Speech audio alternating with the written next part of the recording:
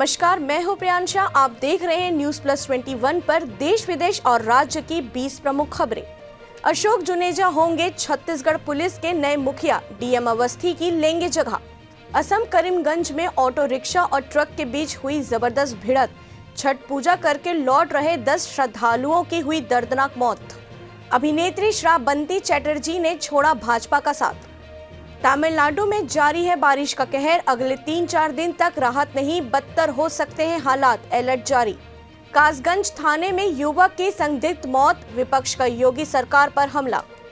कंगना रनौत के बयान पर डीएसजीएमसी ने जताई आपत्ति, राष्ट्रपति से की पद्मश्री पर पुनर्विचार की मांग। नवाब मलिक की बढ़ेंगी मुश्किलें, पुणे वक्फ बोर्ड जमीन घोटाले में 7 जगहों पर ईडी की छापेमारी।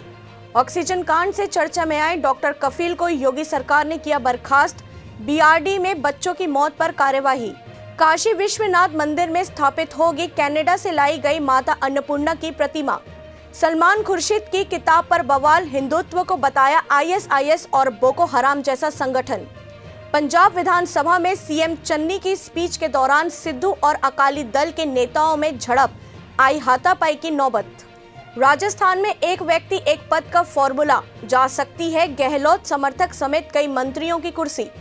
18-19 नवंबर को सदी का सबसे लंबा आंशिक चंद्र ग्रहण, 580 साल बाद आया ऐसा मौका। सीएम की फटकार के बाद हरकत में बिलासपुर रेंज पुलिस, हुक्का और नशा के कारोबार पर लगाम लगाने बैठक में पहुंचे जिलों के एसपी। दक्षिण अफ्रीका में भारतीय मूल के 4 बच्चे अपहरण के 3 हफ्ते बाद माता पिता के पास लौटे।